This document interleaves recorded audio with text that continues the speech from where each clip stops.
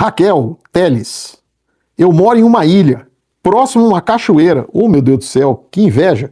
Estou plantando alimentos para longo prazo, mas já acho que sempre falta algo. Alguma sugestão? Raquel, é o seguinte, o que eu percebi aqui em casa? Eu acho que eu passei por duas boas experiências. Eu sempre fui aquele que plantava um pouquinho, plantava não sei o quê, mas sem muito volume, sem muito planejamento.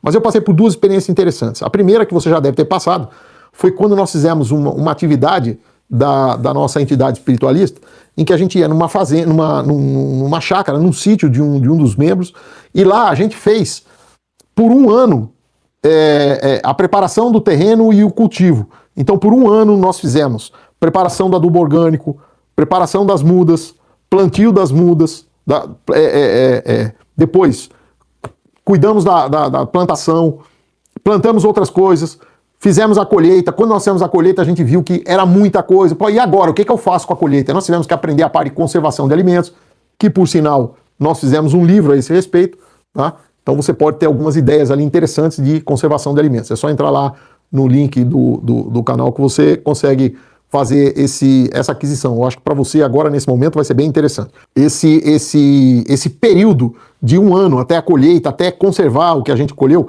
e inclusive separar sementes para o próximo ano, foi um período muito interessante, um ciclo completo. Me deu muita experiência. Agora aqui na minha casa, o que acontece? Eu tenho pouca área ensolarada, tá? Muita área de mata em volta dos lados, e eu tive que fazer uma série de experiências. Então hoje eu adquiri uma certa experiência interessante aqui nessa área, que é o seguinte: primeiro, eu não tenho muito tempo para ficar cuidando de horta. Basicamente, 1 ou 2 vezes por semana eu vou lá dar uma olhadinha no que eu plantei.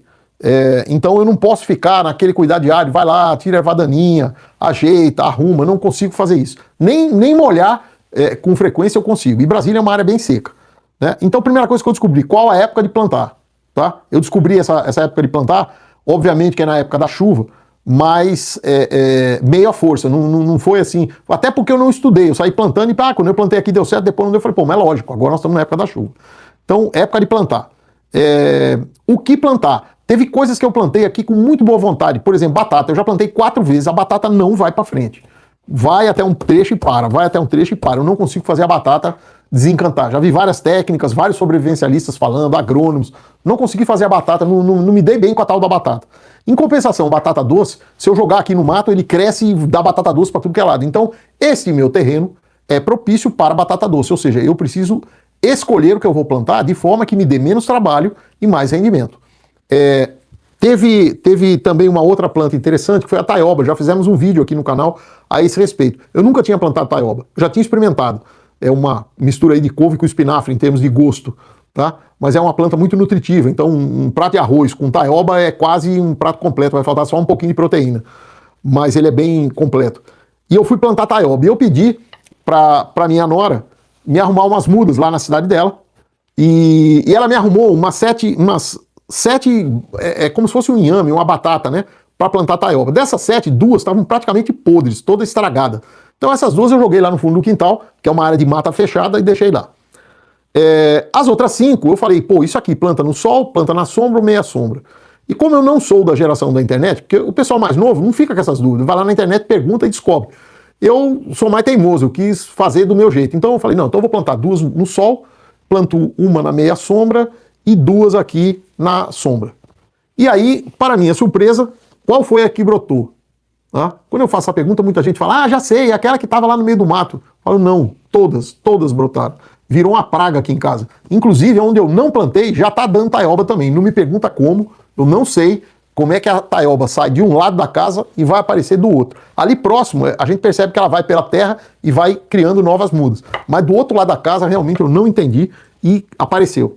Então, assim, a taioba, assim como é a batata doce, é uma coisa fácil de plantar. Banana também. Plantei bananeira aqui, nunca mais olhei e só de vez em quando eu vou lá e colho pé de banana.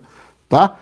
Que mais? Ora pronobis. Tem uma muda de ora pronobis aqui que ela vai uma atrás da outra, uma atrás da outra. Compensação pitaia, ela nasceu, mas não dá fruta. Então já tem umas técnicas aí, andaram me ensinando, eu vou testar para ver se sai pitaia. Então, assim, é importante que você tenha alimentos que não lhe deem trabalho, tá? E que se deem bem no solo que você está. Então, se você está naquele local, como é que é o tipo do solo aqui? O solo aqui em Brasília normalmente é muito ácido. Como é que eu posso fazer para adubar ou para corrigir essa acidez? Uma das maneiras, por exemplo, é jogar cinza.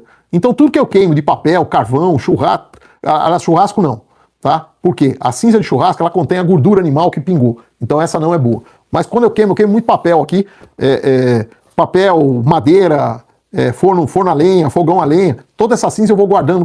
Quando está num volume maior eu distribuo pela horta para corrigir a acidez. É uma maneira de fazer.